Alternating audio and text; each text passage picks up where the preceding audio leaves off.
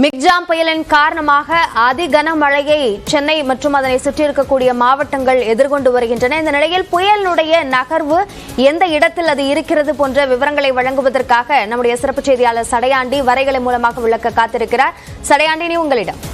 நன்றி அபிநயா. சென்னையிலிருந்து சுமார் 90 கிலோமீட்டர் தொலைவில் இந்த புயலானது நிலை கொண்டிருக்கிறது. தொடர்ந்து இது வடமேற்கு திசையில் நகர்ந்து கொண்டிருக்கிறது. 8 கிலோமீட்டர் 10 கிலோமீட்டர் என மாறி மாறி அதனுடைய வேகம் படிப்படியாக அதிகரித்து கொண்டே இருக்கிறது.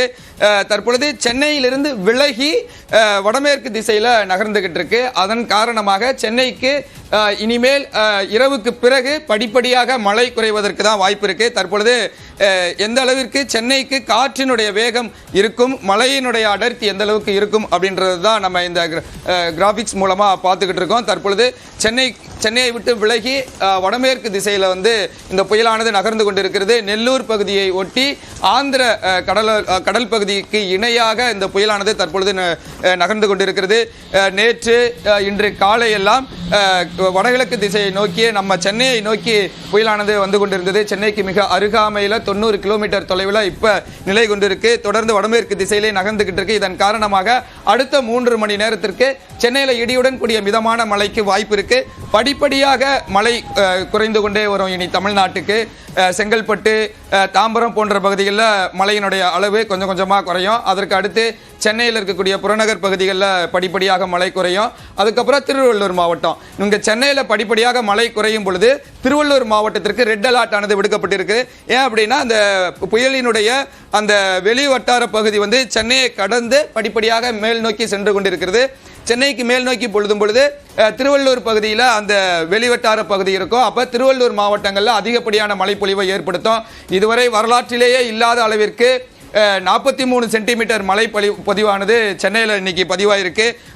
கிட்டத்தட்ட 21 இடங்களுக்கு மேலே குறைவான நேரங்களில் 20 சென்டிமீட்டருக்கு மேலே மழை பதிவாயிருக்கு. இதுக்கு எல்லாத்துக்குமே காரணம் இந்த மிக்ஜாம் புயலினுடைய வெளி வட்டார பகுதி சற்று ஒரு 2 மணி நேரத்திற்கு 1 மணி நேரத்திற்கு முன்பாக சென்னையில் இருந்ததன் காரணமாகத்தான் கடலோர பகுதிகளில் இருக்கக்கூடிய மழை தரக்கூடிய மேகங்கள், அடர்த்தியான மேகங்களில் சென்னையை நோக்கி வர வைத்து சென்னைக்கு ஒரு அதிகப்படியான மழைப்பொழிவை ஏற்படுத்தி கொடுத்திருக்கு. அதுவும் குறிப்பிட்ட பெருங்குடி பகுதிகளெல்லாம் 43 சென்டிமீட்டர் மழை அப்படின்றது, அதுவும் காலையில் 6 மணியிலிருந்து 3 மணி வரைக்கும் அதிகப்படியான ஒரு அதி கனமழை அப்படின்னு தான் நம்ம எடுத்துக்கிறோம். அந்த மாதிரியான ஒரு மழைப்பொழிவை ஏற்படுத்தி இருக்கு. தொடர்ந்து இது வடமேற்கு திசையிலேயே தான் நகரம். நாளை காலை 11 மணி அளவில் இந்த புயலானது மசிலிப்பட்டினம் பகுதியில் கரையை கடக்கும் அப்படின்னு சொல்லியிருக்கிறாங்க. தொடர்ந்து அதனுடைய வானிலை மாற்றத்தை நம்ம பார்க்கலாம். கிட்டத்தட்ட இந்த டிராவலிங் டைமில் தான் சென்னைக்கு அதிகப்படியான மழைப்பொழிவை ஏற்படுத்துச்சு. சென்னையை விட்டு விலகி செல்லும் பொழுது தான் இப்போ அதே மாதிரி கரையை இந்த புயல் கடக்கும் பொழுது சென்னை போன்ற பகுதிகளுக்கு காற்றினுடைய வேகம் மிக குறைவாகத்தான் இருக்கும் அப்படின்றத நம்ம அந்த இமேஜ் மூலமாகவே புரிஞ்சுக்கிற முடியுது. எனவே இன்று இரவு வரை சென்னைக்கு இடியுடன் கூடிய மிதமான மழை இருக்கும். இரவுக்கு பிறகு படிப்படியாக குறையும்.